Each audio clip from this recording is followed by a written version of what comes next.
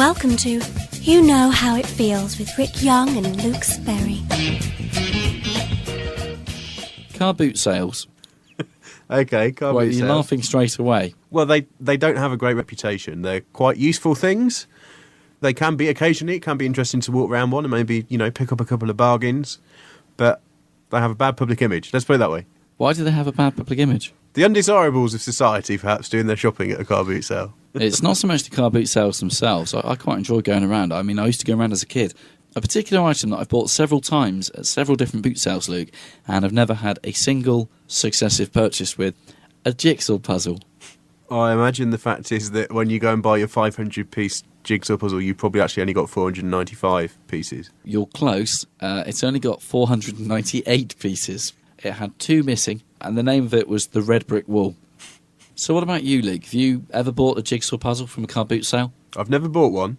I think I probably sold a few So over it's the you? years. Yeah, definitely. Great. Yeah, I always take one out. Luke is the phantom jigsaw puzzle seller at these car boot sales. Yeah, I've got a pile at home, just odd pieces, that I've kept over the years, just to annoy people such as yourself. Benji was a loyal old dog, and everywhere that Jack went, Benji would follow behind, wagging his tail. But one day, Jack was strolling down the field on a warm summer's afternoon, and Benji was nowhere to be seen, because Benji was dead, gone forever, after eating a poisonous dollop of cow poo. Or was he? No, because what Jack didn't know was that the cow poo Benji had eaten had magically transformed him into the world's greatest superhero, Cowpat Canine. Follow the daring adventures of Cowpat Canine, Thursdays 3:15 p.m. and say Cowpat to crime. It's a new town, but every town is a dive. Every dive is a city, and every city's a dive.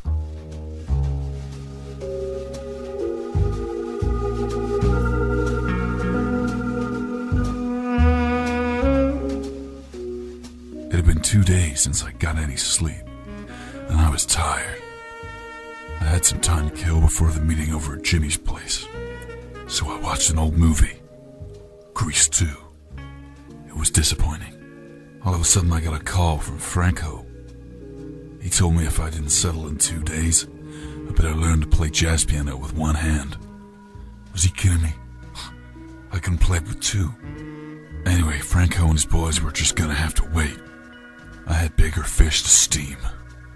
Jimmy Tuna Fish Nebraska was setting up a deal in his bar just off the highway. I'd lost my car. I couldn't find it anywhere. Most folk lose their keys, but I still had mine. So I had to take a bus over to the wrong side of town. And it was now or never. This was the last bus. Time now for Julia Bradbury's really awful joke. If you want a fact sheet containing all the details of tonight's programme, get yourselves onto the website. But for me, here at the jousting tournament in Norfolk, it's about time I galloped off and fought my way to a seat at the head table. Of the local hostel, that is.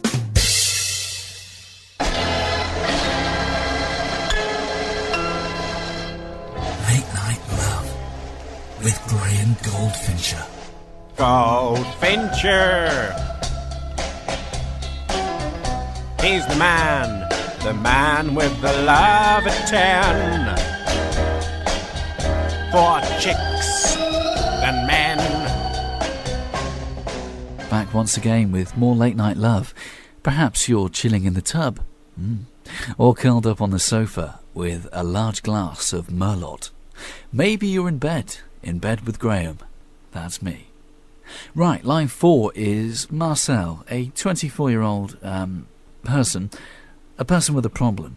What's up, Marcel? Hi, Graham. Well, I've been in a relationship for 3 years now with my partner, Anthony. Ooh. Yeah, and it's not going great at all, really. What's going wrong? I don't know. We used to have such a good laugh and movie nights, the gym. We'd go out for a meal. Can't remember the last time we ate out. In fact, I think... And it's all stopped, Marcel, hasn't it? It's ceased. Yeah. Ever since his new job and his new boss. New boss, did you say? Yeah, working late and away from home. He just doesn't seem interested in me anymore. It's the boss this, the boss that. Text messages late at night from the boss.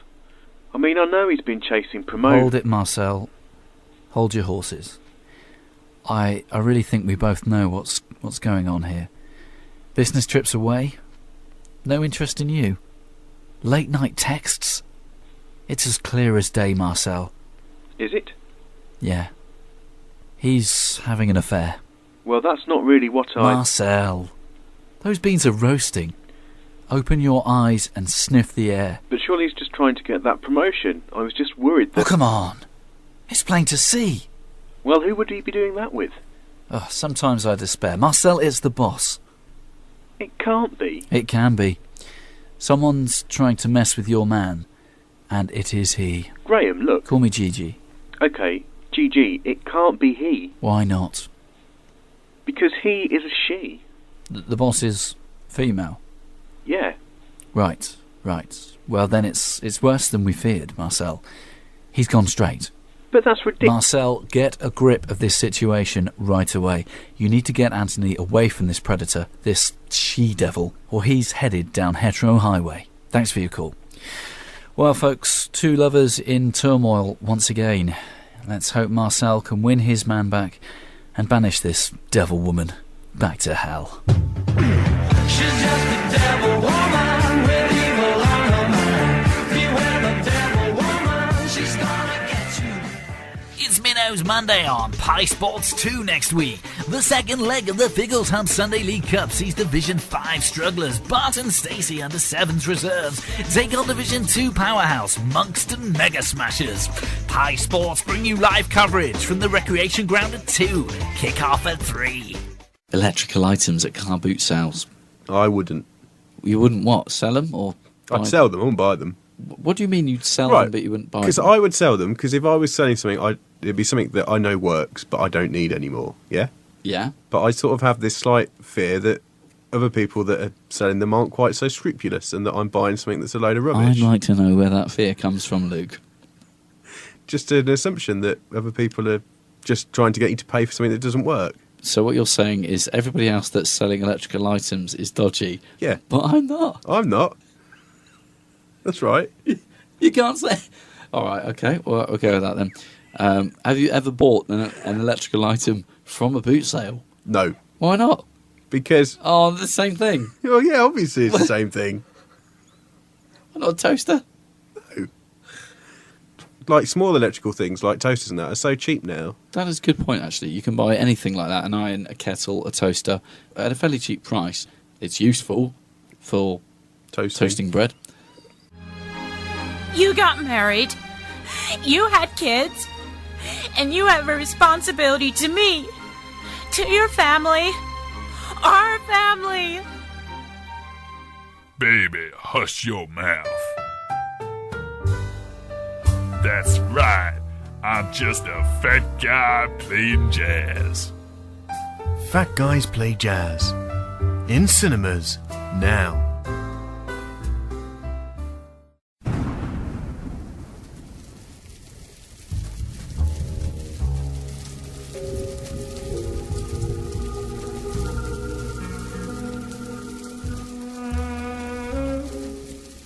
When I got to Jimmy's bar, I was on edge. Some kid had been singing Old MacDonald all the way from O'Malley to 43rd Street. And when an old woman joined in, I had to lose them both.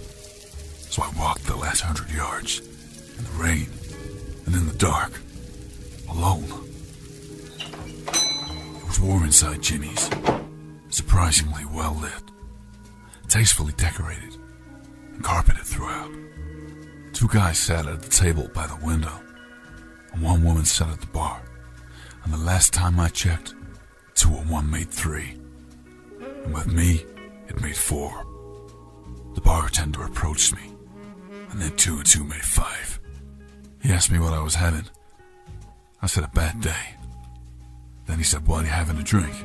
"I'll take whatever she's drinking." He gave me a funny look, and I sipped my banana milkshake. I wanted to look at her, so I used my eyes. She had the kind of legs that went all the way up to her hips, and the kind of smile that would melt a marshmallow in an igloo museum. She had blonde hair and full breasts. Somewhere in this big old town, a baby was going hungry, but as good as she looked, I couldn't touch her. She was Jimmy's girl. I used to go around car boot sales with my dad and used to get stalls where they'd have boxes of biros. Biros? All different colours, blue, green, red. I was fascinated. I mean, as a kid, you like colours anyway, don't you? Colours, it's a primitive thing, isn't it? It's like a primal... Yeah. It's a primal thing. Okay.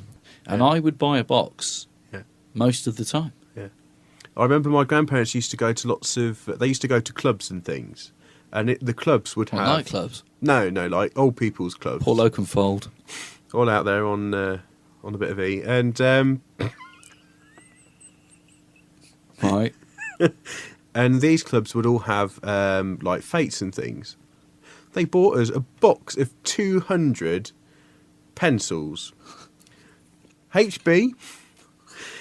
And I was probably 7 at the time. And we have still got these pencils. Every time you open a drawer in our house, one of these damn pencils will be there staring at you. In all that time that the family's had these pencils, right? Yeah. Have you bought a box of pencils outside the house? Yeah. How many? I don't know. I reckon I'm going to be passing these pencils on. Like father to son for generations. These blue pencils will be handed down. You could have a little gathering around your house with some drinks and peanuts and play pass the pencil. That's a great idea. Pass the pencil. When the music stops, when the you're music stuck stops, with it. you're stuck with it. You got to go home now. Get out, Mum. Take the pencil with you. Mum, we've had some luck. Guess what?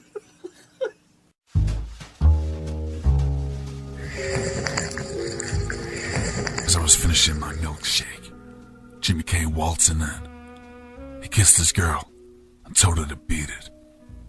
He sat down next to me, took out a pack of cigarettes, and offered me one. I declined and asked him, "Do you know it's illegal to smoke in public places?" He smiled and asked if I was wearing a wire. I said no, just a nicotine patch. He asked me if I had the money. I asked him if he had the goods. He called the broad. She came out with a sack full of goods, carrying a piece and a swear in her walk that said, "Walk like this, and you're gonna end up in A&E." I put the money on the bar. There was nowhere else to put it. As soon as Jimmy saw the money, he pulled out a Magnum, but I wasn't in the mood for ice cream. Then the girl smiled and put the gun to Jimmy's head. She told me to put the money and the goods in the sack, or she'd kill Jimmy. I knew she wasn't the type of girl to fool around, so I did what I was told. She walked out of the bar, 500 big ones richer, and with a large sack of Peppa Pig DVD box sets.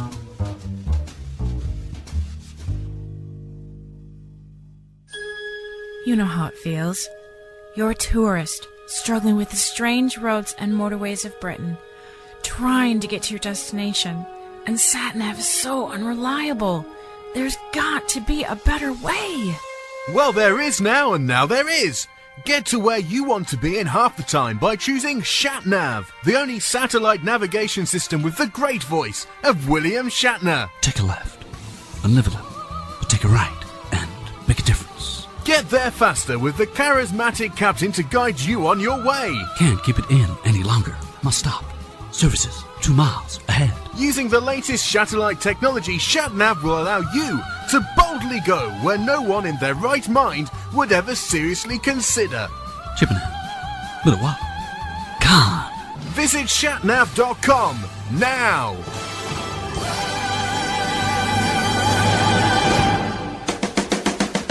You've been listening to You Know How It Feels.